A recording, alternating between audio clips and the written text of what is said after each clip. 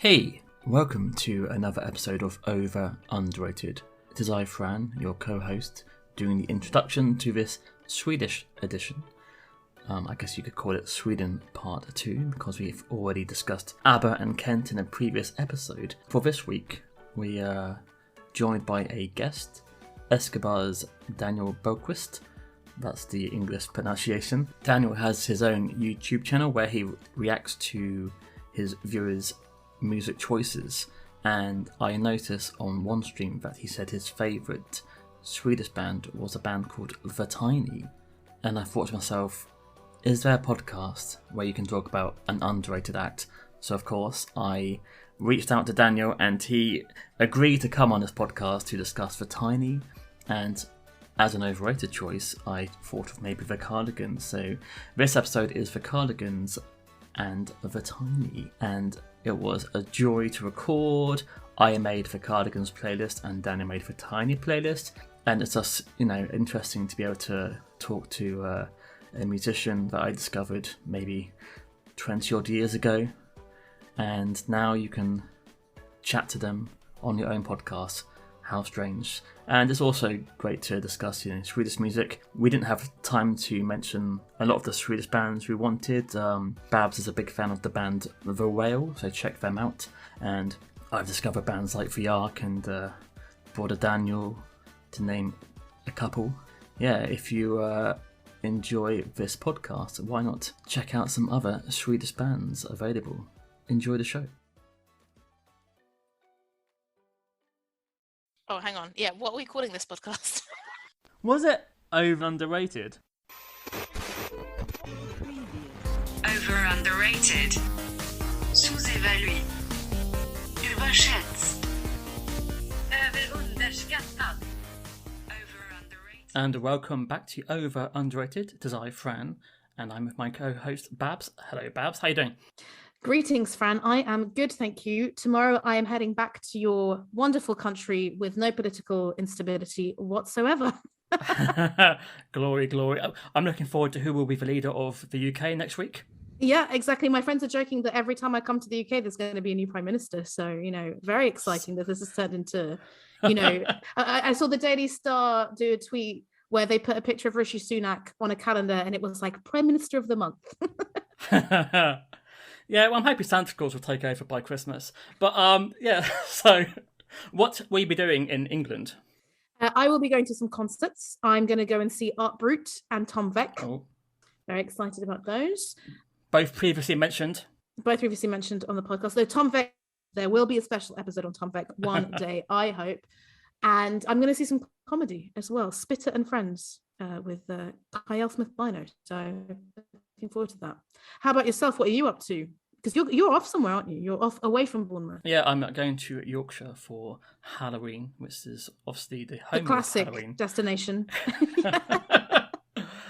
I have some gigs happening in November, so I'm excited by that because it's the pre-Christmas, everyone wants to make money gig season. So I'm going to see 3 or 4 bands. I'm seeing Plastic Mermaids and Placebo next month. Oh, very nice. Who are Plastic Mermaids? Plastic Mermaids are another band from the Isle of Wight who seem to be doing quite well recently. They're kind of like the Flaming Lips, like some sort of like psychedelic indie. They're signed to Sunday Best, which is the Rob to Bank label. And on YouTube, Wet Leg used to be their backing vocalist sometimes. So there we go. Okay, well, we are not alone to chat about our music endeavours. No. We have a guest today, so welcome to Daniel Bellqvist. We hope that's the correct pronunciation. Thank Hi, you. Daniel. Thank you. It's pretty accurate. I think in Swedish I would say Daniel Bellqvist. Daniel. Okay. Daniel Bellqvist, but in English I say Daniel Bellqvist. So yeah. I have similar because I'm of Portuguese origin. Oh, cool. My name in an English accent is Barbara Mendes George. Yeah. But it's actually Barbara Mendes George, so not as easy on the ear. Barbara Mendes George. I love Portuguese. Excellent. I do love Portuguese. Oh, amazing. Beautiful language. Okay, we'll get into some Portuguese chat later. Yeah. and I can speak English. Oh, nice. Can I ask you guys about the concept? I mean, the terms or whatever you use. use the overrated, underrated, and at first it's like, yeah, of course. And then I was thinking about, it's like, okay, what does it actually mean to me? What do you guys think about, the terms overrated and underrated? What does it mean to you? So I guess the whole idea of the podcast initially was to give like an audience to artists that people don't want to talk about. It's like maybe the smaller, more unheard artists. Yeah. But we then thought, if we're only doing a podcast about bands not heard of, not many people may listen to it. So we thought, I know, if we have like the opposite idea, then we can get more ideas. So it doesn't mean that we think the Cardigans are terrible, but we know the Cardigans are a very popular band from Sweden, so it helped us, ask the question. Yeah. No, I get you. Yeah, because I was just thinking about like overrated, because underrated, I feel to me, it's just clearer. I mean, underrated to me just means like, I wish more people heard this band or whatever, Yeah. and that I like them. Is a bit more loose. Yeah, because sometimes, like I've picked artists before that are very famous and I like, so I'm defending them. I'm saying like, yes, they're very popular, but it's deserved because they're that good. Oh yeah. And then other times we pick artists that are very famous and we're like, yeah, why are they famous? Yeah, I understand. But so to me it's like, I mean, I don't know what we're talking. Maybe it's not important, but to me it's the overrated thing, I guess. It's like people just like what they like. It's kind of simple, It's it's just taste, so it's just personal thing, and I think we're kind of pre-programmed to like what we like. I think sometimes with especially with overrated, we talk about why is this band more famous when, say, other bands of a similar type were not? Is it because they came out at a certain time and it was popular? Is it because they were just on a very good record label? So it's not just like their music is shit or their music is bad. It's kind of like, why? What are the reasons behind it? Cool. So actually, I don't know any of your opinions about the Cardigans. So and we can wait until we get into it. So I think that's nice. But I think we can already pretty much safely say, given that your underrated band has 720 monthly listeners on Spotify, that they are underrated. Okay. And the thing is, with me, I'm not a music knower. I don't know any facts about any bands or anything. I don't know the members. I don't know anything about anything like that. To me, music is just about emotion. It's since I do reactions now, I do talk a lot about, and I've sort of learned what I do like and what I don't like. Before it's just like, okay, I like it or don't like. I don't care very much about the people in the band or what they do and what they believe. I don't care if it sounds good and feels good. It is good, So I've liked everything from Slayer to Mariah Carey to whatever Backstreet Boys songs, and sometimes Avril Lavigne. Yeah. And I said Mariah Carey. That's actually a lie. I don't like Mariah Carey, but here we go. But Daniel, you're many things. You're a YouTuber. You're a musician. You're a fashion photographer. God, yes. Well, I was. Yeah. You were a fashion photographer, but you're a man of many hats. But your videos, you're reacting to music. So, how much new music are you listening to on a daily basis? What have you been listening to recently that you've enjoyed? I have been reacting. My channel's been around for about a year, a little bit more than a year now. And I've learned so much new stuff, got to discover so much new stuff because I go off recommendations almost only. Yeah, so I've liked stuff that I didn't think I would like. And there's been a really nice ride. And the only new music I listen to is the thing that I react to. I don't go searching for music anywhere.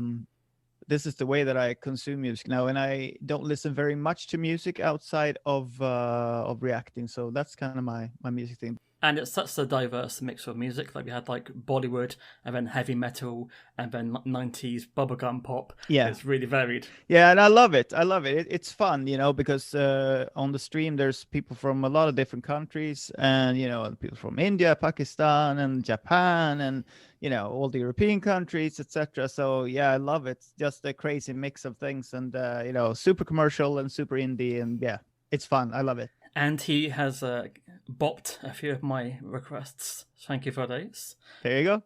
Yeah, so it's called Flop or Bop, and I also, try to say like a number between 1 and 10, what I think about a song. So 7 is the breaking point for a bop. Below 7, it's a flop, and 7 and above is a bop, and 9, 10, it's a super bop. I wonder if we will have any super bops on today's podcast. Sure will, at least 5. Spoiler! Love the confidence. Yeah, so today we're discussing Sweden. We have, as maybe overrated, we have the Cardigans, and Daniel has picked for underrated, the Tiny. So as per usual, we will discuss the overrated band first with the Cardigans. So Babs, tell me what you know and what your thoughts are about the Cardigans. So I first heard of the Cardigans when one of the songs on the playlist became an absolute global smash hit in 1996. And yeah, I will talk about it more then. And that song was everywhere. And for a few years, that's all I associated with the band. But then my favorite game and Erase Rewind, which are not on the playlist, came out. And I was a big fan of those songs. I think, I was 9 when Lovefool came out. So I'd have been 11 when my favorite game and Erase Rewind came up. And actually having a proper rock band with a female lead singer was quite inspirational. I was trying to think like what other bands were so mainstream at the time that had that. I couldn't think of too many. And, I followed their career a little bit. I really enjoyed Nina Pearson on Burning Down the House with Tom Jones. I think that's the better version. Although, as discussed on our Cardiff episode, not a fan of Your Love Alone Is Not Enough, but that's not her fault. But I really didn't listen to much beyond those late 90s hits. But in 2018, I discovered, thanks to, dating on Spotify, I listened to all of Gran Turismo and I loved it. And I saved quite a few songs off it. But I haven't really gone back to it yet. So, I loved it, but maybe not enough to go back to it. So coming into this, I didn't know whether I would be calling them overrated or not, because, they had a song that was definitely overplayed, but then had a few good songs. I didn't really know them in this millennium. So yeah, I'm coming in with, as per usual, an open mind. How about you, Fran? Well, yeah, I mean, I remember seeing Lovefool for the first time on MTV and thinking, this is like a quirky, weird, like Euro indie song, and I was shocked when suddenly it became the Romeo and Juliet song and it became like fucking massive. But yeah, it came at the same sort of time as like The Wannadies, who also had that other one song which was played around the world constantly. So yeah, so I was kind of like shocked when I saw my favorite game, like many people, because it was a massive step in a different direction, with a fucking brilliant video. Great video. I was like, okay, this band are not like the tree pop band I thought. They've now got balls, and and then I kind of got into them more as I went along. I think in the noughties, I really liked both their albums, and I was shocked doing this podcast to find out that not many other people did. I think like the albums of the noughties are only like kind of hits in Sweden. I didn't realize they had really like dived down massively, especially in America. That was a shock. But yeah, like so I knew maybe 6 or 7 songs. I didn't own any albums, so doing this research, I probably heard more Cardigans than ever before. And I won't to let you know what I think yet. But Daniel, you were around. Were the Cardigans an early inspiration for a Swedish musician, or? Probably in the success department more than the music department. I don't think I mentioned, I don't know, maybe Babs mentioned that, yes, my sort of, I guess, main thing in my life has been being the singer of the Swedish band Eskobar. Yeah, so we were around when they were big. We saw them live at a sort of theme park in Sweden called Gröna Lund, and the sound was absolutely terrible. It sounded really, really bad, and I don't know how much of it was the sound technician or the musicians themselves, but it was bad. The vocal didn't sound good either. So, but as I said, I am not going to say probably if I'm a fan or not. I don't know if I should say it, but yes. So yeah, that's the thing. And yeah, another little story about us and the Cardigans. I mean, in Sweden back in those days, all the sort of popular bands, I mean, sort of hung out a bit, in bars and parties and whatever else. So, and also the girlfriend at the time of the guitar player song writer. I don't remember. Peter Svensson. Yeah, exactly. She was the presenter for MTV, and she also played our first ever video on MTV twice in a row, which was amazing. Nice. We went to the MTV Music Awards in Germany somewhere, probably Cologne, and we were going with Nina, so we rode the what do you call it, the limousine with her. And it was funny because when we get out there, they were so much bigger than us, more popular than us, and she looked amazing, and it's like glittery dress, whatever she had on, she looked fantastic. And we came out like behind her, like three indie guys with like small secondhand leather jackets, like too much hair. And so we're just everybody, all photographers like Nina. We're like, yeah, what about us?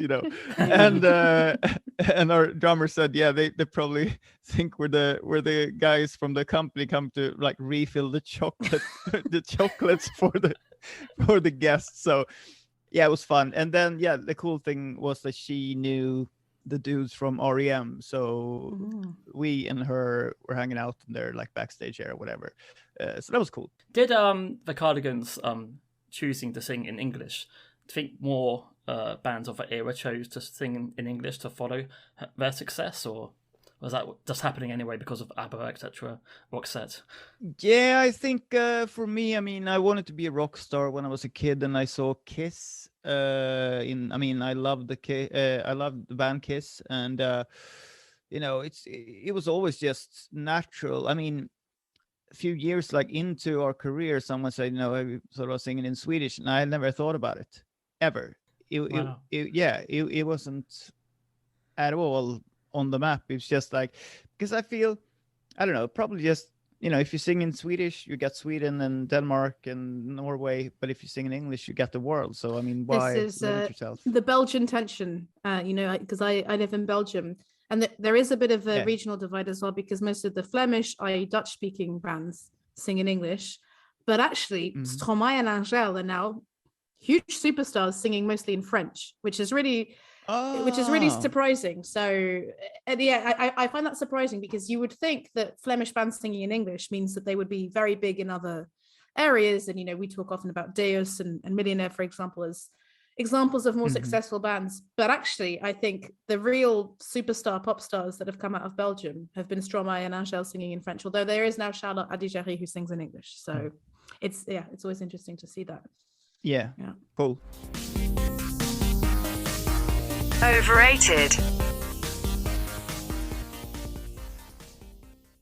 When I was deciding on the playlist, I kind of thought I would pick a song from each era of the Cardigans. So I've got from most of the albums, apart from their first ever album, which is called Emmerdale. And I thought that was just a coincidence, because Emmerdale is a crap English soap opera set in Yorkshire. Oh yeah. And I thought, oh, it must be something in Sweden, because like, why would we call their album Emmerdale? But it turns out that Nina's mum or grandma would watch Emmerdale in Sweden. Oh yeah, and I thought it's why the hell is Emmerdale being shown in Sweden of all things? It was huge. Really? Oh yeah. In Sweden, it's called Hem till gården, which means home to the farm, or home to the farm.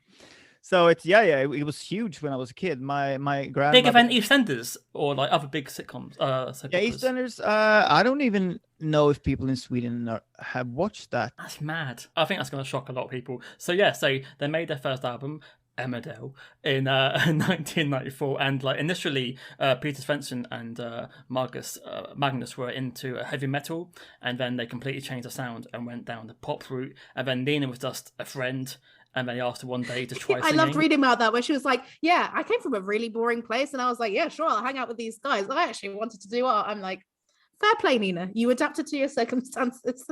Not a bad route to success, is it? Yeah, go on then. I'll give it a try. I then became one of the biggest people in the world. So yeah, so the first album was written by Magnus and Peter, and the first hit was Rise and Shine. But the first song I'm going to discuss is from their last album, which is the title's Far Too Long. I need some fine wine, and you need to be nicer. There we go. Yeah, I mean, that's a long title. This is from their 2005 final album, Super Extra Gravity. And I think this is co-written with Nina's husband, Nathan Larson, who's also from A Camp as well. But yeah, for me personally, like, it's got that weird sliding guitar intro, which I love. It's got this driving verse comes out of nowhere. Nina hasn't sounded more cool on a record, I think. I love the sit, that sort of thing, dark thing. Regarding the lyrics, is it about loving someone when you're drunk? Is that what it is? I'm trying to work out. So like, she prefers him when it's foggy. But yeah, it's got awesome layers of percussion, and I love ending a song with Bad Dog. But yeah, I was shocked that this wasn't a big hit, because I remember the video was amazing, and like looking back at it, this was only like a hit in Sweden, and elsewhere it just didn't get anywhere, which is I find irritating. But Babs, have you heard a song before? I had not, but I wanted to say the title because I love the title and I think it's very evocative. I think the title already tells you what it's going to be about, because it's a couple on the verge.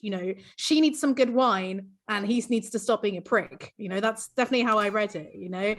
She talks about, I'm a pit bull, you're a dog, you're foul in clear conditions. Like, whoa, okay, this is I feel like a long-term relationship, or someone reaching the 7-year itch, to me anyway.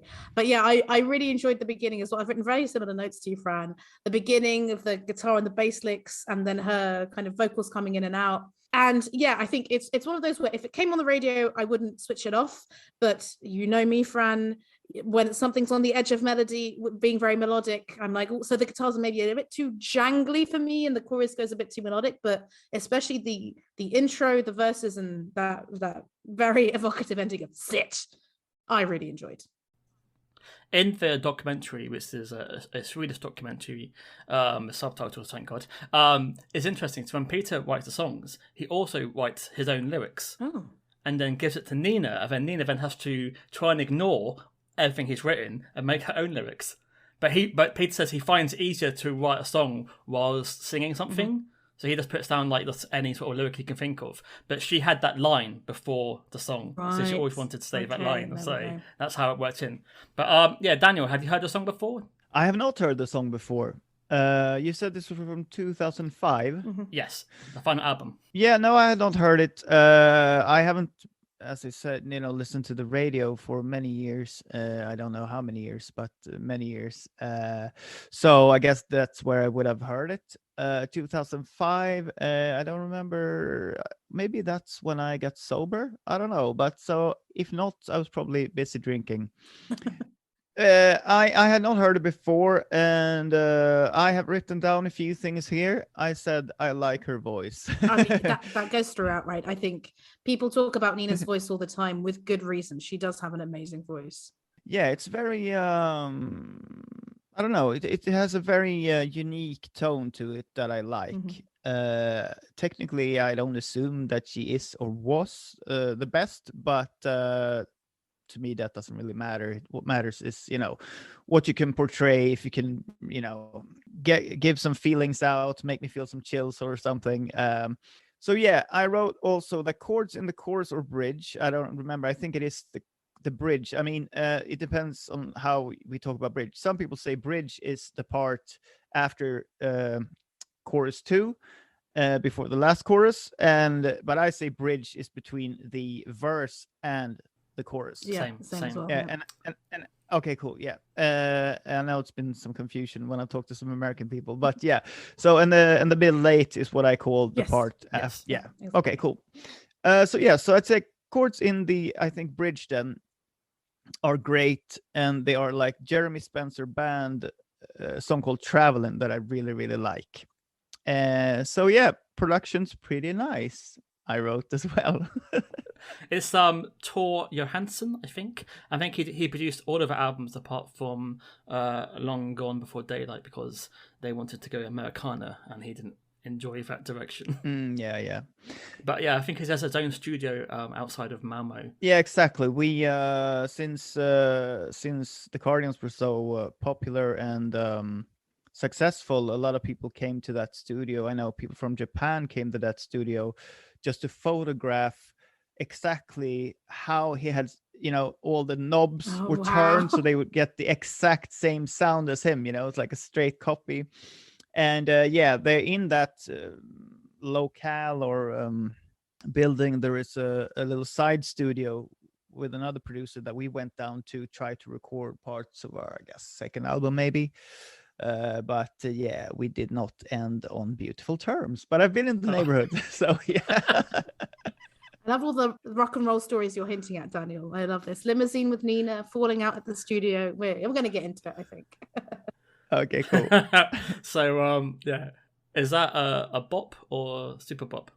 Oh, definitely not a super bop, but I actually wrote bop and gave it a 7 out of 10. Babs, are you bopping it or? I feel like it's borderline. No, I'd say probably not a bop.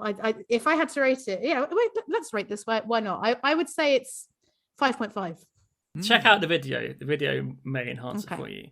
Okay, I will. That's pretty low. 5.5. I actually, me personally, I don't know. I found the whole dog thing a little bit, in Swedish, we call it effektsökande. In the English, it's called, what do you call it? When you're looking for an effect. Like a hook to drive people in.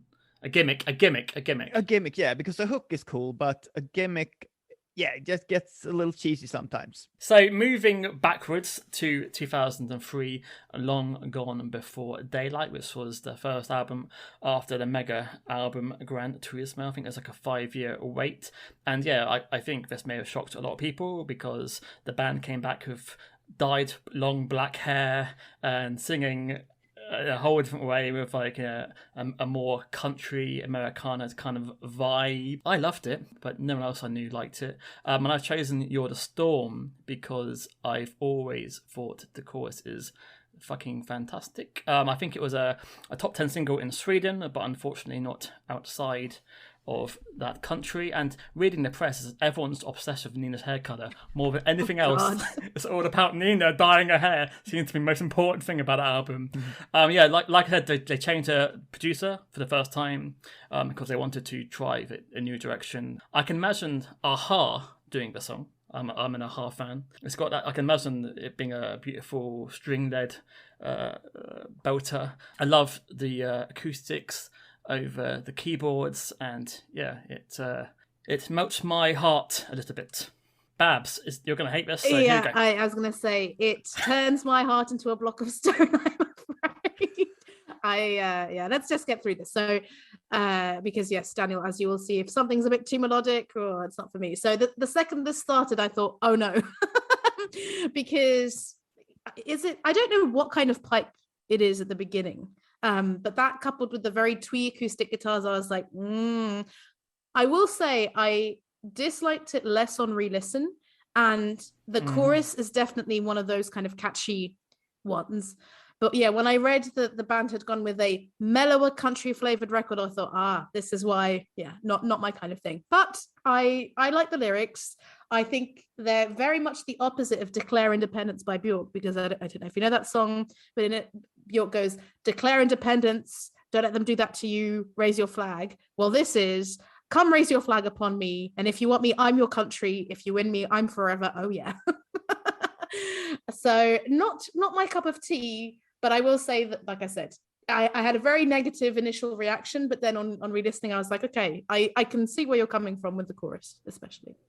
I guess it was kind of a brave move that's kind of backfired because I guess they never got back the ground they had previously from this album. But Daniel, this is 2003. Okay, memories? Then I was definitely drunk and drunk on my own success as well, and thinking I was the shit. So yeah, I've never listened to a Cardigans album on purpose. I wrote down some stuff here. I wrote pretty nice verse, pretty nice chorus as well. I think the doubled voice in the chorus takes some personality and power out of the song. Weird pronunciation of country. Production pretty nice, 7.5 and a bop. Is that her maybe trying to sound a bit American? I'm your country. On purpose, maybe? I don't know. I think it just, if I remember, it was like country or something. Actually, a bit weird. Yeah, I just love the chorus, but I guess I'm wrong. So I would say it's a bop. You're not wrong. I love the chorus too. I'm in the minority as per you. Yeah, it's fine.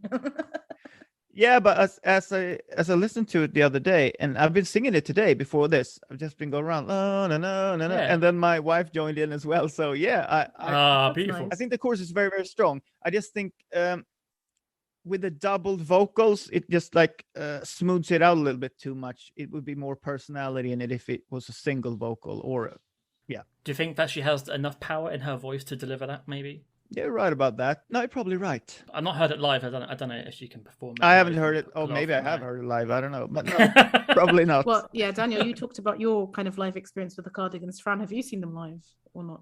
No, I guess I won't. I know they're kind of still touring occasionally, but I know Peter has left the band, so it's not the full Cardigans experience, but I believe they do like anniversary shows occasionally in Sweden. Can I just ask you, Babs? You said you don't like melodies. Is that true? Well, I mean, yeah. when you say when it gets too melodic, what does it mean? So yeah, I think if things, it's strange. Basically, if things are too much in a major key, or it sounds very anthemic, kind of hands in the air stadium rock, I'm slightly allergic to things like that. Cool. So yeah, because You're the Storm, I think, sounds heroic. You know, yeah, that's a new word. Heroic sounds too heroic. I'm like, no, this isn't a I don't know, like a Lord of the Rings or some kind of epic TV show. Not interested. Yeah, I think I've mentioned this before, but it's I struggle more with rock that sounds melodic than with out and out pop. I think when it comes to guitars, I just like something a bit more edgy and crunchy. I understand. So you don't like U2 and Coldplay or anything like that? I like the first two Coldplay albums, and I like I like quite a broad range of U2, but I mean, with U2, I dip in and out. Yeah, I would go and see them, but yeah. I've seen them live, and I've actually stolen spirits from them. What era U2? It was in Stockholm, the Stockholm Globe. They had Stereophonics as a support. 2000 may have been like their comeback album with like a Beautiful Day on it. Yeah, Beautiful Day. I think that was the hit of the. I love that song, by the way. And so we were there. We watched the show. It was absolutely amazing. Afterwards, we went with them to party at this place called Cafe Opera in Sweden. Used to be like in the 80s. It was like super glamorous, like all the Björn Borg or people like that hanging out, tennis player. And so we went there, and it was I was super drunk, and they photographed Bono on the on the table there. So like my drunk head was like my big indie hair was like in the picture. I could say that's my hair, And and I talked a few words to him, and when I left, I stole a bottle of gin, I think, put it inside my jacket and jumped out off the wherever we were, over the fence. Yeah. Okay, yeah. I will see if I can find this photo, and if I do, I will definitely be using it to promote this episode. Going back to the more sweet years of the Cardigans, not the rock and roll years, to the mid-90s with their first hit, Rise and Shine, which I believe was the first thing they recorded, and then they re-recorded it and re-recorded it. So this is the 1995 version of Life, which I think is like their first European released album where they mix songs from old and new. And I think Carnival is also from this album. I had heard this before because when I got into the Cardigans, I wanted to hear what else they had done, and this song put me off because it's too sickly sweet for me. I think they said they're influenced by like the Sundays and the Smiths with like the jangly guitar playing, but I found Nina's voice far too suckery and sweet, and the chorus was from like a commercial, Rise and Shine, and I couldn't handle it. But like lyrically, the lyrics are kind of like dark and bleak. It does not match the song at all. What are they about? Because I actually didn't look them up. No, it's like I want to see the wounded moon. It will all be gone by tomorrow. Rise and shine. It's like, what? So yeah, it doesn't make any sense. But I guess it's written by the two heavy metal guys. So I guess they couldn't get out of their heavy metal cloud, I guess. But yeah, for me, not the best Cardigans. Although I know they became like massive in Japan, and they said they sold more albums in Japan this year than Madonna and Michael Jackson. Wow. Because they thought Nina was like a doll. They just, they loved the cutesiness. I guess that's why Daniel said that Japanese people came to the studio because they adored the Cardigans. They were huge in Japan. But yeah, Babs, had you heard the song before? I hadn't heard this song before. And yeah, you might be surprised to hear that I actually preferred this to You're the Storm. Like it is very cutesy, but it is quite catchy. Like You're the Storm, it's kind of like I had to give in. I was like, fine, it's catchy. With this, like it just took me on board immediately, even though I do find the chorus a bit repetitive. And yeah, have you seen the album cover of this album? It's very strange because I think when you think of Cardigans going along, like Lovefool, okay, yeah, there's something maybe a little bit kind of teenage angst about it, but they're a very kind of striking band. And then Gran Turismo, they're a very kind of moody band. This is like a dog and it's blurry and someone's throwing a ball. Very, very strange. Kitsch is how you describe kitsch, it in but England. Out of focus kitsch. So yeah, I mean, I'm not dying to listen to it again anytime soon, but I think it would be a great soundtrack for a children's TV show or a breakfast show. Definitely Rise and Shine. Daniel, do you remember this song? I do. And this is actually a song that I like by the Cardigans. And yeah, I love childlike women's voices. Out of context, that sounds. We're just gonna clip that out. And yeah, no, but it's. I didn't mind the fact that it was childlike. She sounds very innocent and nice. Yeah, there's through my channel I've learned a lot about Polish music because there's a lot of Polish people on my live streams and who have watched my reactions. So I've reacted to a lot of Polish music, found a lot of good stuff. There's one artist called Sana, Sana. And she's love her voice and her music. But anyway, I've written some stuff down about Rise and Shine, and I will let you know what it says right now. I like your catchphrase. Yeah. Okay, so I wrote down typical Swedish 90s indie sound. Astrid Gilberto-like voice. I like it because Astrid Gilberto is one of my favorites. Happy and nice. Production is kind of weak, but in a nice indie way. 7.6 and a bop. Okay. I would say a flop for me, Babs. I think what's below? It's 7 is below flop. Yeah, below 7 is a flop. Yeah, a flop for me as well. Exactly. But I liked the wine song more. So let's say I give this one 5. I'll give it a 5.5. So moving on to the most known song we mentioned earlier from 1996 first, A Band on the Moon. Good title. We have Lovefool. This was a top 5 in UK, USA, I think top 5 in Australia and many other countries. It doesn't sound anything like what you expect a big pop single would be. A bit like the You and Me song by the Wannadies. It's got an unexpected verse compared to the chorus. But yeah, it became ridiculously big, which kind of puts me off a little bit for me. Maybe because I've heard it too much. But yeah, I think the phrase love me, save her, just get in my head for like a week. And I wasn't happy about it. So for me, if I heard it maybe 3 times, I would liked it. But after hearing it so many times, as soon as I hear the opening sound, I have to turn off, unfortunately. But Babs, yeah, I totally understand, because this is a song I only started appreciating in recent years precisely because of that. I was living in the UK in 96 and it was everywhere because, yeah, also that's when Leonardo DiCaprio started becoming huge, and then Titanic. And yeah, it definitely would have been, a school disco song. It was, yeah, absolutely overplayed to death. And yeah, I think that if I had only known the Cardigans for this song, I would have been like 1000% overrated. But with a bit of distance, I never appreciated how there's this quite cheeky bass and how well it works with these, I've called them sort of harp synths. And there's there's even a distorted guitar in the verses. It's a bit like 70s lounge room kind of like sex club. What I read from Wikipedia. So she wrote the lyrics to this at an airport. She said that the song is quite a sad love song. The meaning of it is quite pathetic, really, and that the biggest hits are the easiest to write.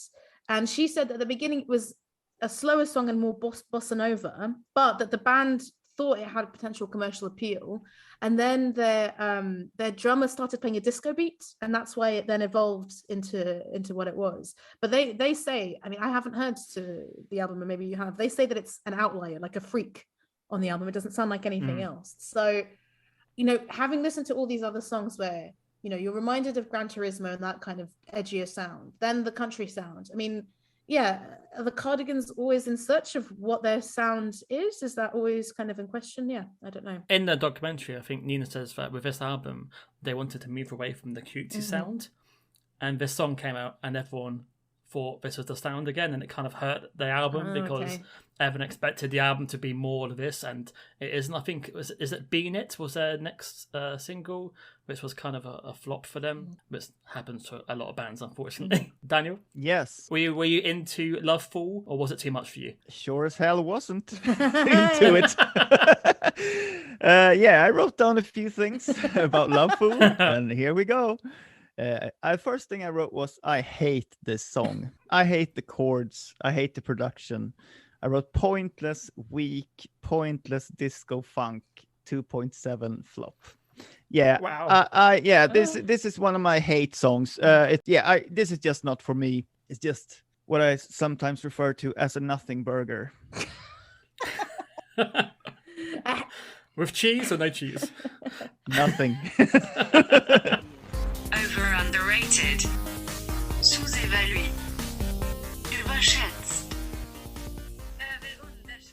So I did pick a song from their biggest album, 1998 Gran Turismo. I didn't choose the two big hits because I kind of thought we've all heard them many, many times. So I chose their other single, which is Hanging Around, which got to top 20 in the UK, but I don't remember the song at all.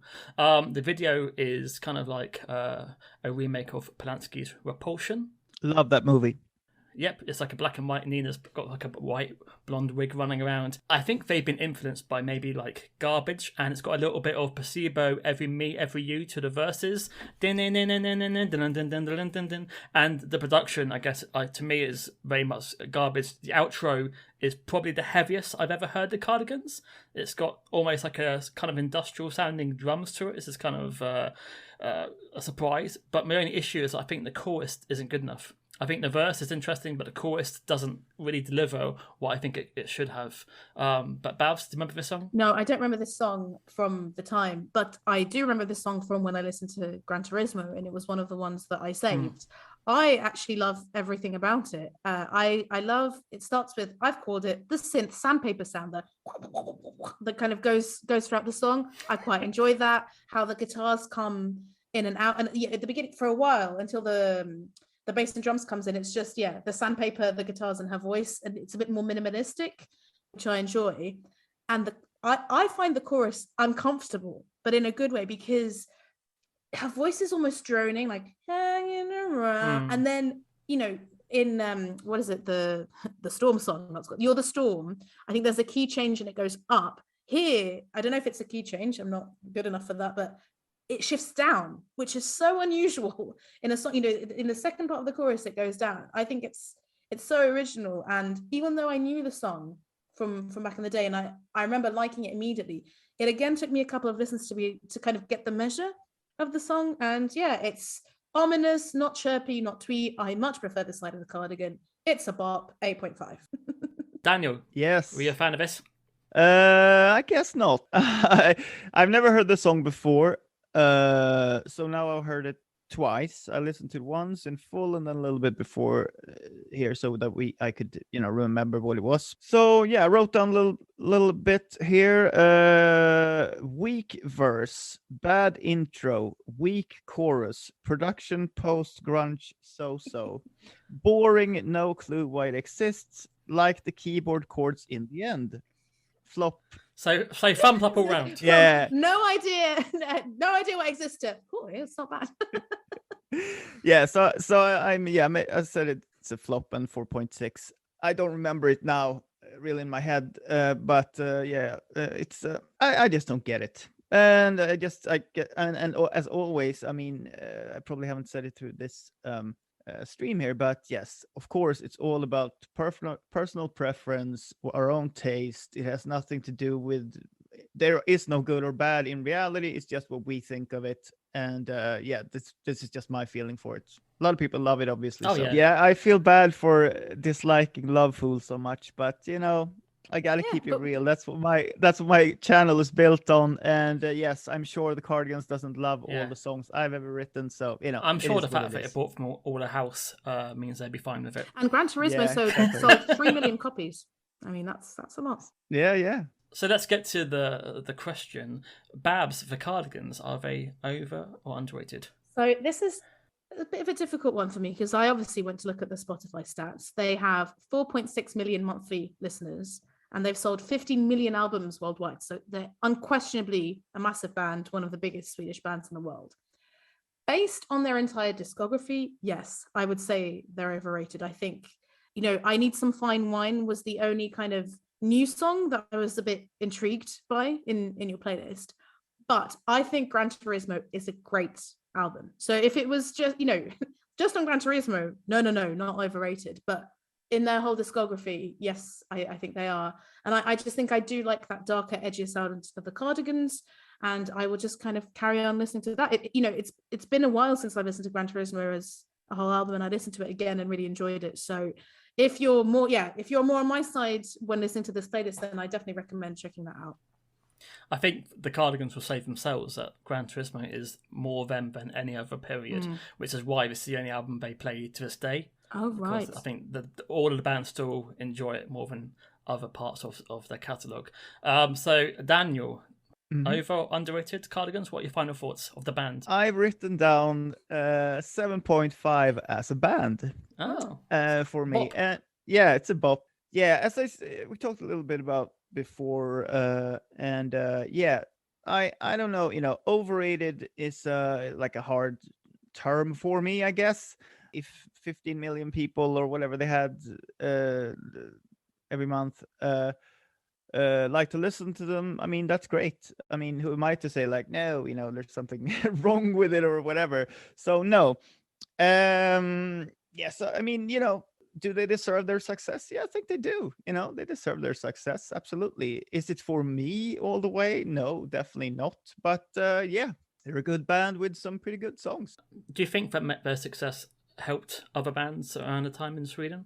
I noticed there are bands like the Wannadies, for example, and the Motorhomes, and then the Highs, and then there seem to be more indie bands in Sweden coming through. Before the Cardigans, the only bands I knew from Sweden were all pop bands. It's Ace of Base, and it was Roxette. I didn't know any indie bands. When I started to discover them in the late 90s, I don't know if that was because of the Cardigans' success helped open up the music to other people, or people like Cardigans and the Wannadies were more of those opening up for other people. And funnily enough, the Wannadies were the first band that we ever toured with as a band. We were supporting them in the fall of '99, and we just released our first single then. So yeah, it was fun. And I was supposed to see the Wannadies in England this month, but because of Brexit, they had to cancel their UK tour apart from one gig. Because they couldn't get visas and stuff through, so it's been delayed for another year. But yeah, I'm looking forward to seeing the Wannadies again because it's been 22 years since I last saw them. Yeah, I didn't know they were still around, and they lived in the UK at the time when we toured with them. So, are they nice guys? Oh, fantastic! My God, fantastic people. And we were young on our first tour, assholes, but they were fantastic, and it was fun because I don't know if you mind a little story about it. We love stories. Bring it on, Daniel. Yeah. Okay. Yeah, well, it was fun. We basically thought that we were the shit, and yeah, our egos were out of control.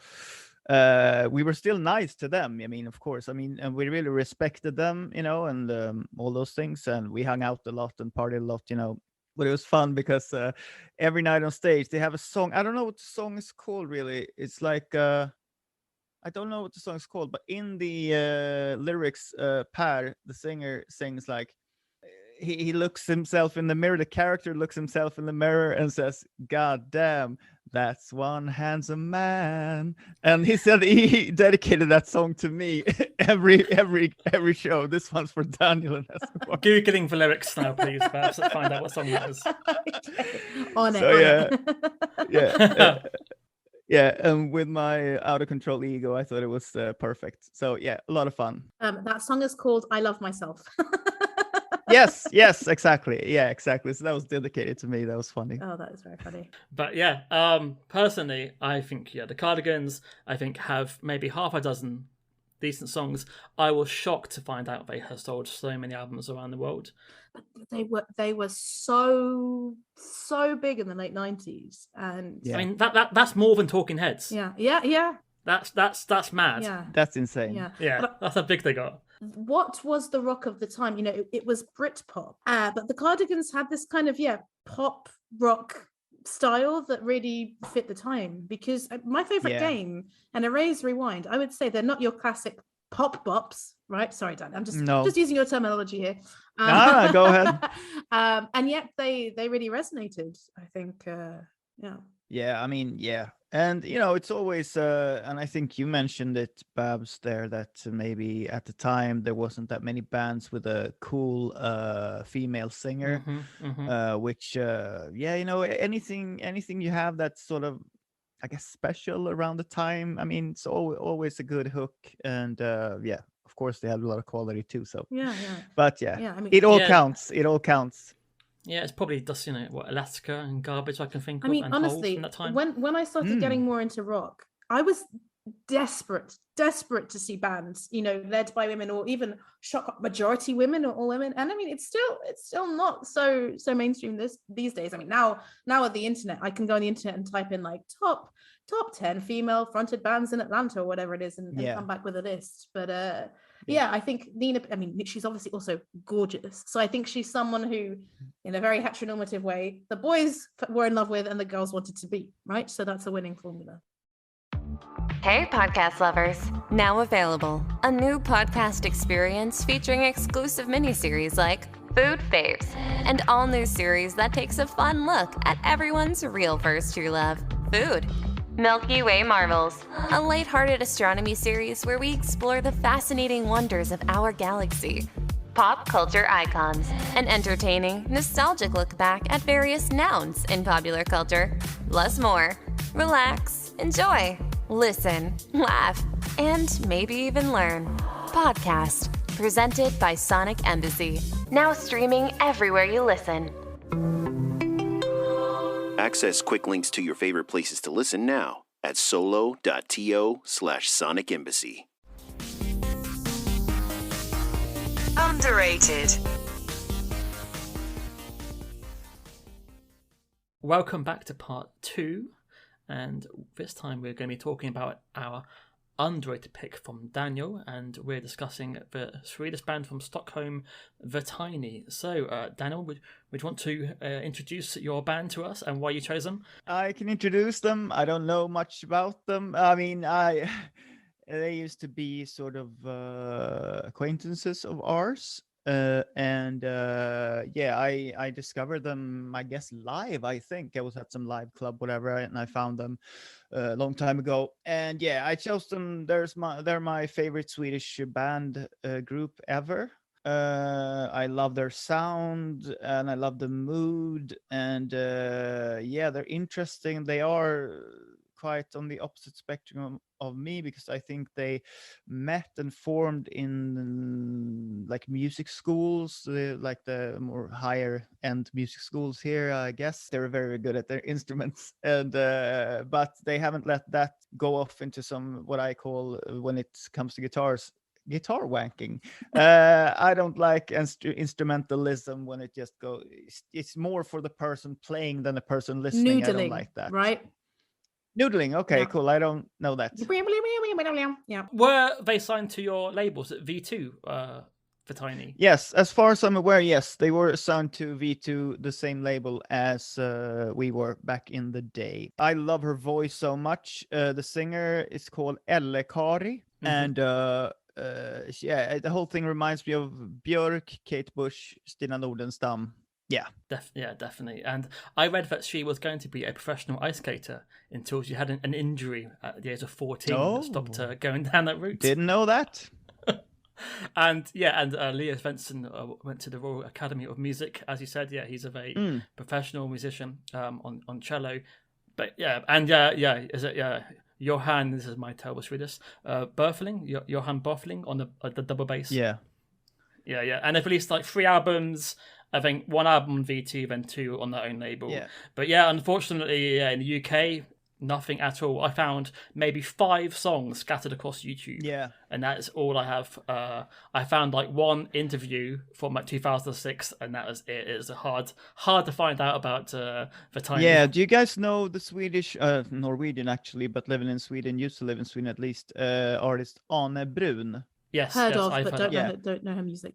Yeah, she's great, and she's good friends with the Tiny, and I think 1 or 2 of the albums were actually on her own label. Determina or okay. something like that.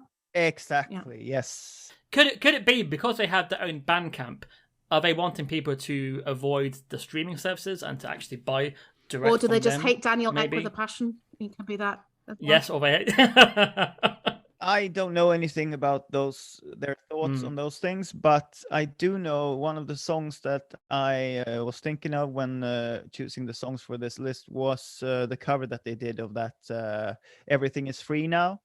And that is about, I think, the whole Napster whole thing came out. Because it's about that, I think. Sort of a protest, I guess. But it was a struggle to find anything. I found maybe like 1 review, and that was the second album, strangely. But Babs. Well, you sent me an interview in French and a video in English with subtitles in French. So I think maybe they had some more success in France. But in Belgium. So the only thing on Spotify is My Mother EP and their 2020 single, which I think is called Dog Eat Dog. And that's it. And ironically, when you go onto their website, I didn't go into their Bandcamp, everything but the My Mother EP is available. So I was like, okay, yeah, clearly there's some differences. But I was thinking that sometimes artists don't realize, when and where their music is available, because I've talked about this before, but Tom Vek, who I really like, he didn't. So in Belgium, for some reason, only his 3rd album was on streaming services. And when he released his 4th album, someone commented on his Instagram post, oh, great, hope it's on Spotify because your other 2 albums are not in Colombia. And I jumped in and I was like, yeah, in Belgium also not. And he had no idea. So he had to go and kind of talk to his record label. So yeah, I do wonder if it's a question of that. Yeah, it's the same for us as well. People are always saying like, oh yeah, your this and this album is not in the US or on Spotify. It's not So in the what do you UK, do in that situation, Daniel? Do you kind of harass someone at a record label, or do you have a contact at Spotify? I just sign and recline, as Jeremy says in the Peep Show.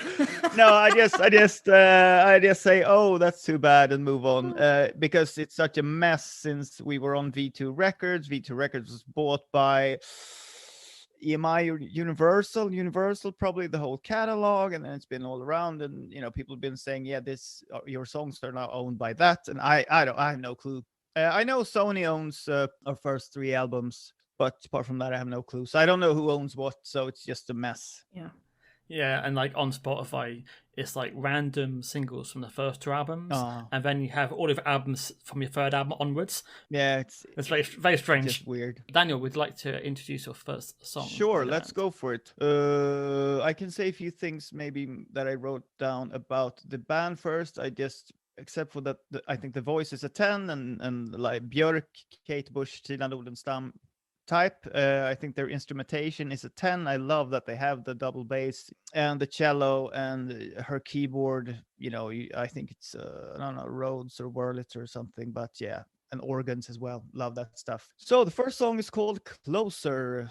I just wrote a few things. I just wrote incredibly beautiful, off-pitch cello sounds, which I like, blue notes kind of a thing.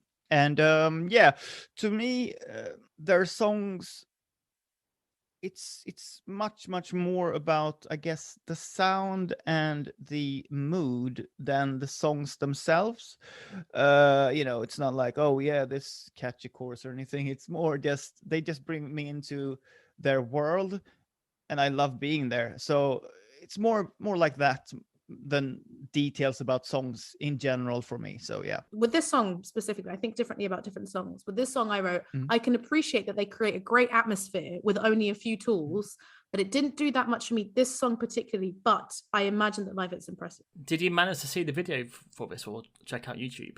I did not, but I saw that it was used in an episode of Welcome to Night Vale, which is where it has this song has 2.3 million YouTube views. I don't know if you're aware of that, Daniel, because nice. Yeah, No, I mean, awesome. Fran, I'd heard of Welcome to Night Vale. I didn't realize how big it was, and I didn't realize that. I don't know what it is. It's good that you asked this, Daniel, because I was on the Wikipedia page only today. It's a storytelling podcast set in a fictional town. So it's a fictional town of Night Vale. It's like they talk about fictional news from this fictional town as if it's kind of, I guess a local radio show or something like that. But part of what they do is that in each episode, they play a song from an independent artist. So clearly this must have made its way. But I mean, it's so impressive to go from 720 monthly Spotify listeners to this one song, because it was featured in this very popular podcast, to have 2.3 million YouTube views. Yeah. But yeah, I can't believe it's also apparently quite big on TikTok too, which is again baffling this kind of music to be on TikTok, surrounded by K-pop. But yeah, I mean, people say this is called chamber pop.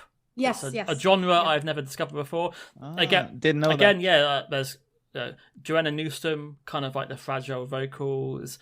The lyrics are surprising because she mentions about being stoned, which is unexpected in a beautiful song like this. I guess it's about meeting someone for the first time and stealing their heart. I love the delicate production. It feels like if I sneezed, the whole thing would fall down. Don't sneeze, Fran. Don't sneeze. Hold it in. I love the cello outro is so melodic. It's so soothing, and this isn't the sort of music I would seek out. But I'm a big fan of like film soundtracks, and yeah, if I heard this on a film, I definitely would be on board. And I think it's rather beautiful. And sometimes that sort of vocal can grate, because I'm not a big fan of like Joanna Newsom. I find her vocal kind of annoying, but this isn't annoying. This her voice creates like an atmosphere. There's also some like an underlining darkness as well, which stops it from being too sweet. A bit like Rise and Shine was too sweet. This is sweet, but has some sort of sinister background to it. Maybe this helps me like it. So for me, it is a bop. Nice. I also wrote, and I wrote this elsewhere, and yeah, maybe again you guys can inform me on this because it's not so much my area. To me, it also reminded me of Amanda Palmer and Jill Tracy, who we talked about on a previous. I don't know who they are. So Amanda Palmer is she the singer of the Dresden Dolls? Yeah, and playing this singer in Dresden Dolls. This is a duo. There's a drummer and a pianist, and they do sort of like cabaret, theatrical, sort of like indie pop. She's a very cult sort of like theatrical singer from the noughties, and she's married to Neil Gaynor, the author. Yeah. Yeah. Okay. And yeah, Jill Tracy. So very fragile but powerful female vocal with minimal instrumentation that really creates an atmosphere. And nice. I think on other songs, this sounded like modern classical music to me, as does, I think, Jill Tracy and Amanda Palmer sometimes. So to your next track, Daniel. Next up, we have My Mother. And I wrote LSD-ish, trippy, beautiful. It says 146, fun to pull in a part of the Beatles, All the Lonely People in the end. Yeah, and bigger production fits this track well. Interesting vocal acrobatics, off-pitch singing is great. Kate Bush vibe, chills. And chills for me, if I get chills from something, that's the highest grade music can produce for me. So yeah, that's just automatically 9 or 10 out of 10. So I was going to ask, it's a super bop. Yeah. Okay. Yeah. Yeah, definitely. Babs? So this was much more up my street, even though I needed several listens to get my head around it, because it's kind of like 5 different songs in one. Because yeah, the beginning really sounds like modern classical music. There's this jarring piano, then it leads into a more traditional, normal piano-led song with some soaring strings. But then there's like a piano and pizzicato violin section, and then she's just vocalizing, then she's singing Eleanor Rigby. Oh my god, so much going on. To be honest, I think I've listened to it 4 times. I still haven't got the measure of it, but yeah, I really enjoyed this, and I was kind of glad that it went into this direction, because let's say Amanda Palmer, Jill Tracy vibes are not like with Fran. It's not music that I automatically seek out. And I have to say, Daniel, I think I know Eskobar not as well as Fran, I think. So I was wondering, like, is it going to be not as well as me? I hope. Well, Fran, okay, yeah, this is the Eskobar quiz. No, it's not gonna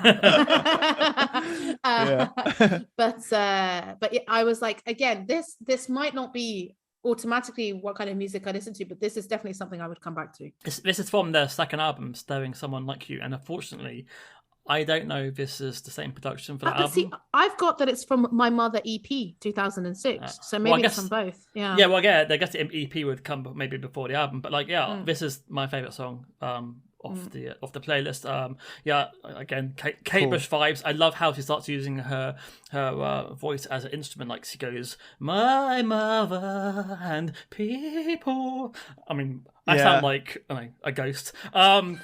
It'd be interesting to hear this with a full production, like with maybe more strings, like an orchestra. I like the big sound. That's what I like. The lyrics is about her mother searching for a heart again when she finds it in 2006. I don't know what it's about. It's weirdly beautiful, it's theatrical, it's dark. I loved it, and I'm gonna say super Bob. Hello. Me too. Well definitely. Done. What a surprise. I was surprised by this after the first track, I must say. That's interesting, because I'm really drawn to like the small production stuff, you know. So and I heard the latest song, I guess, was it Dog Eat Dog or something like that, and it wasn't really for me, and there I felt the production was a little bit too big for my taste. But on My Mother, I think it's for me it's just perfect. The size of the feeling of the whole production. Have you heard this whole album, Daniel? Remember? I have no clue. Okay. No. Oh wait, is it from the second album? Yeah, with like a weird drawing on the front cover. Oh yeah. I think I have those albums. I have 2 of the albums. I think maybe there are only how many were there? 3. Yes, I think so far. Yeah, I've listened to 2 of them. That's what I've heard, and I have them on like MP3 songs from back in the day.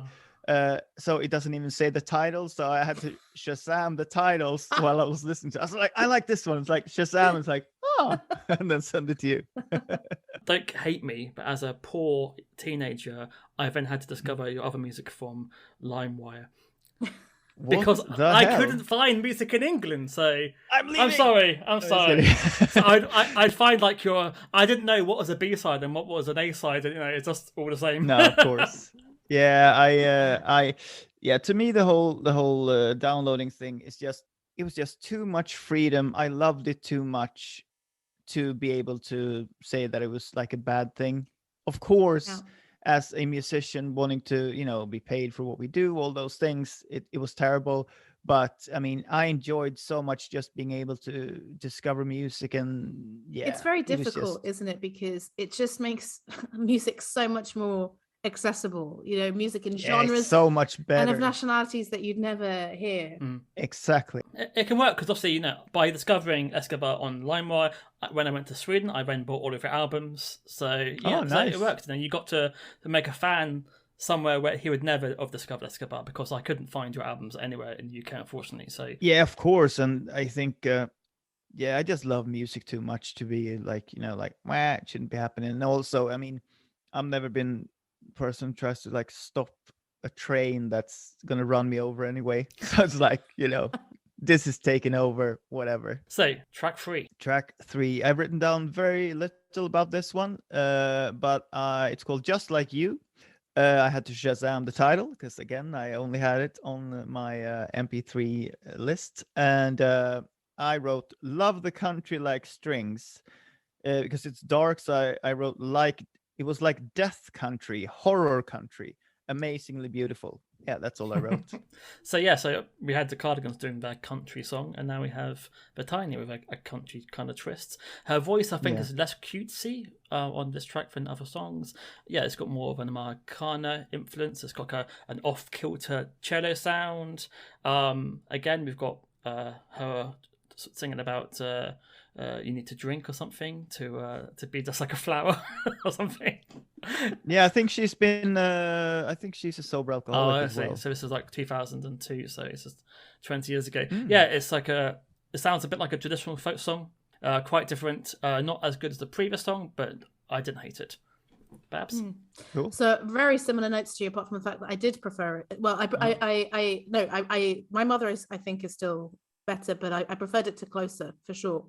And I wrote exactly that. That's why I was kind of nodding in agreement. I wrote, I like how the leading strings are making a country guitar sound, but here it sounds so much cooler. It's just strings, an accordion, and her voice.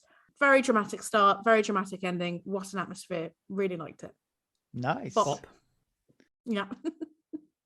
Well, I think you're doing well. No, I'm surprised. I'm surprised how much we're agreeing on this. I think Closer was my least favorite. So only good from here on out. Nice. So what's next, please? Next is Lake. Love the song so much. I wrote, so cinematic, perfect for a Nordic thriller with a foggy lake. Love the pronunciation of care. She says Kjär or something. I wrote down in Swedish KY and then the A with the 2 dots over it, which is Ä and then double R. I don't remember what she sings. I don't care or something like that. I know she sings about floating in the middle of a lake a lot, but that's what I remember. Exactly, and I wrote incredibly beautiful. The stand-up bass, double bass, is amazing in its rhythm. There's some doom doom doom doom doom doom. I love that. Love the dynamic uptick in the chorus and off-pitch singing, which I again like. Do you enjoy hearing a Swedish accent in a voice, or rather than a Swedish person maybe singing an American kind of accent? What do you prefer? Ooh, some I dislike. Some people when they sing when it sounds more Swedish. I think if it's slightly off, I don't like it. If it's very off, I like it because then it becomes more of a personality thing for me. It's not like they're not really trying to be like, "Hey man, how are you?" You know, they're more like, you know, they're just going with, "Yes, today I'm a Swedish person." You know, it's more like that. So I love that, and I really love when people sing with like terrible English accents from other countries, especially. I love that. I can't think of any Swedish bands singing in a Cockney accent. That would be interesting.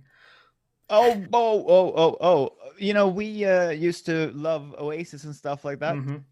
And early on, our songs sounded a bit like that, and yeah, it was very Liam Gallagher-ish. Yeah, yeah, exactly. It was like I was singing like we had one song was like something, I'm gonna push you over, knock you over, or something, push you over, or whatever it was, and I was like, gonna push you over, like that. So I think even British people not from Manchester, probably there was a period where they're just like, well, Manchester's cool now, we're gonna do a Northern English accent.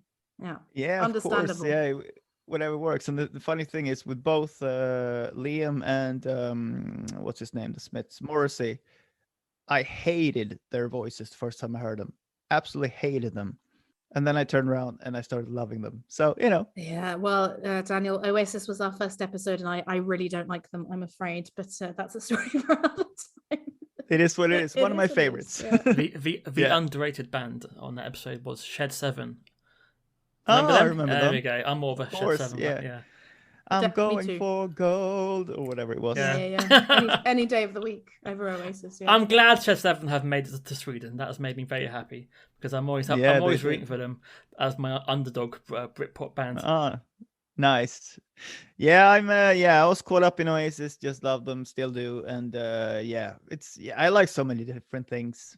It's just, I don't know, to me, I don't know. I love the attitude since I was sort of in love with myself as well. So I thought like, hey, these guys get That's it. maybe why. Yeah. See, I thought they were arrogant pricks, and that's why I didn't like Exactly. them. Yeah. Yeah, they were, and I loved And they it still because are. I was as well. But Yeah, I probably. don't think you are, Daniel, from this conversation. No, I'm enjoying this.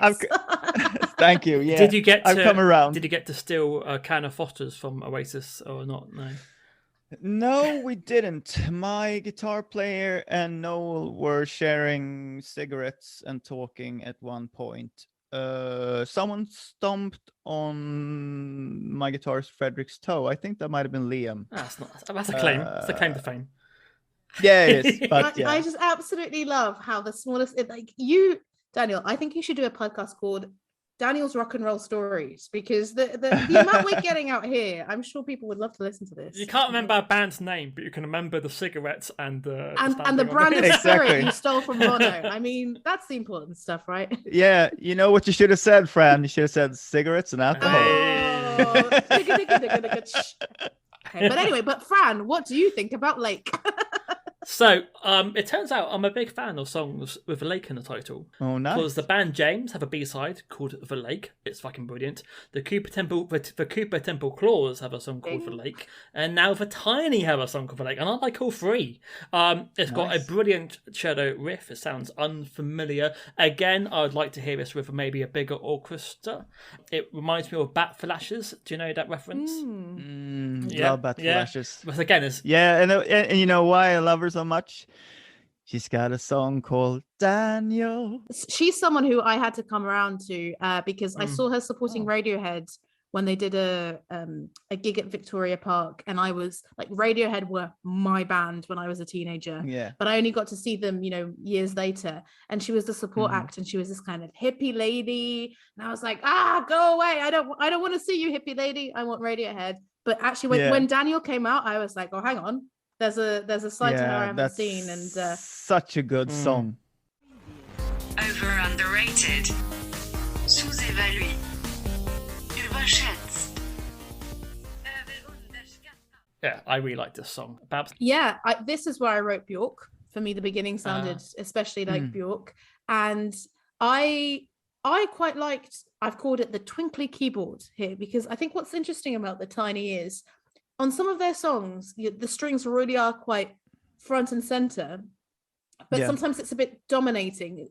Sometimes in a good way. Sometimes they are dominating, and that, I like that. But you're absolutely right, they are. Whereas here, they've put the keyboard a bit more front and center, and it works really well. It still creates that very nice atmosphere. It's a different direction. I do think their songs, or at least on this playlist, do fall. Chamber pop, I think, is a nice kind of categorization, but they are all quite different. There's always a different selection and use of instruments, and I really like the keyboard, and I really like her vocalizing at the end. She's very good, as you said, Fran, at using her voice as an instrument. So yeah, I like this one as well. Maybe more a bop than a super bop, but yeah, still a bop. I have a question. So there's no percussion in these songs. Do you think some of them would have been better with a bit of percussion behind, maybe, or do you like them being more sparse? I think I like the sparse, because, like I said, I think on a song like Don't, the violin does enough for everyone, I think, right?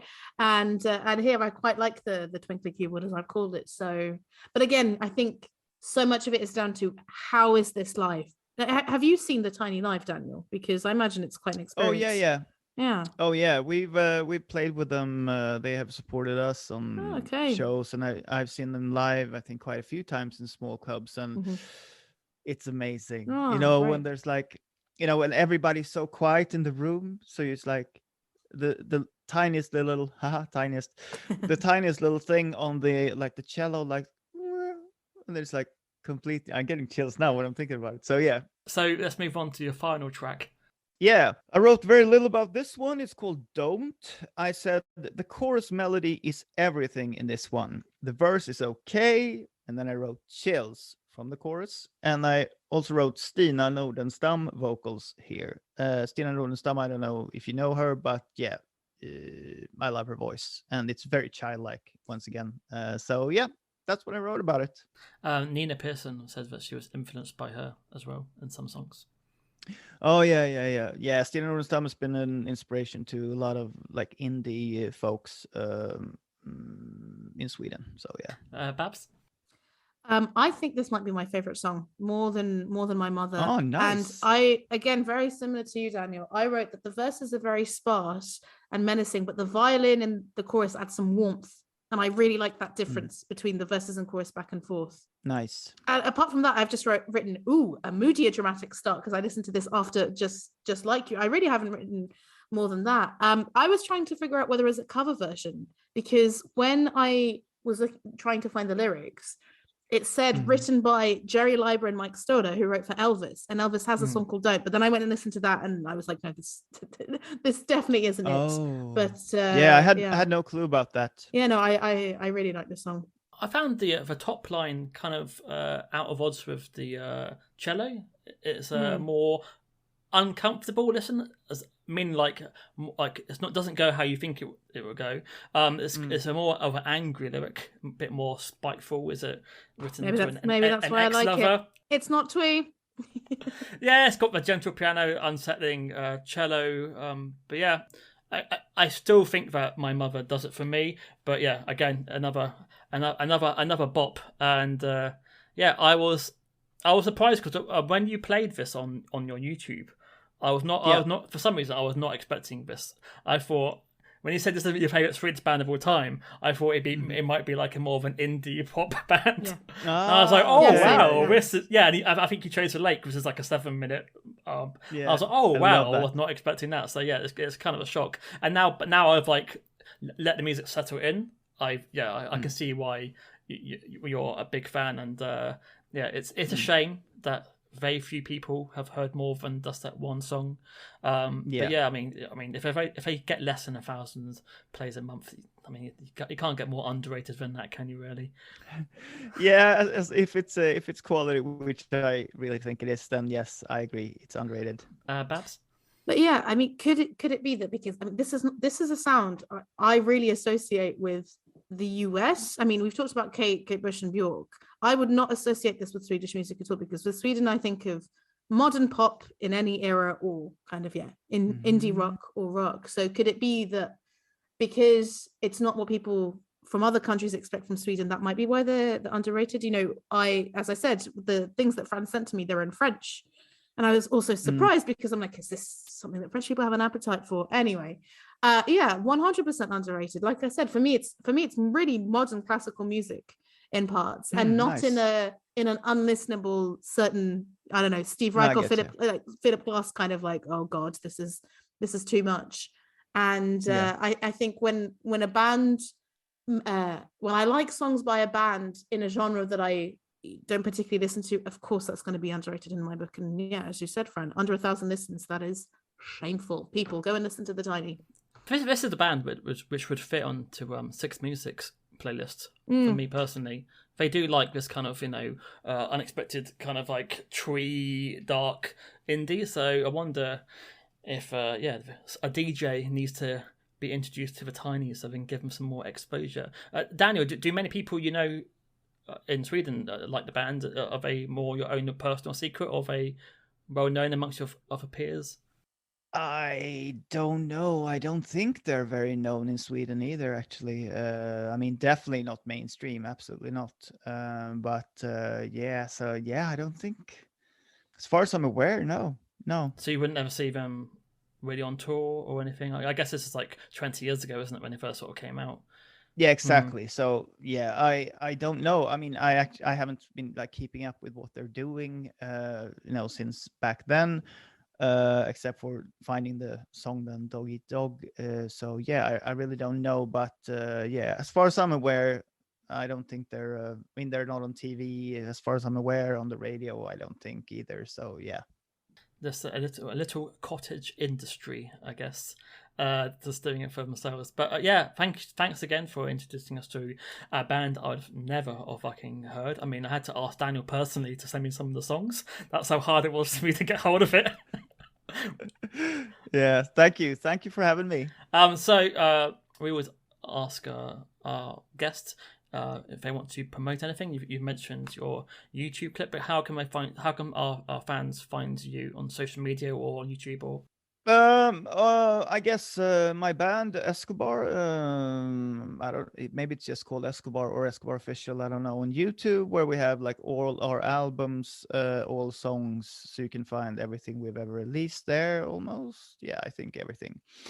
And my Instagram is just Daniel Bellqvist, and my YouTube channel is called Danny the Swedish Musician. And musician with an X to be super special.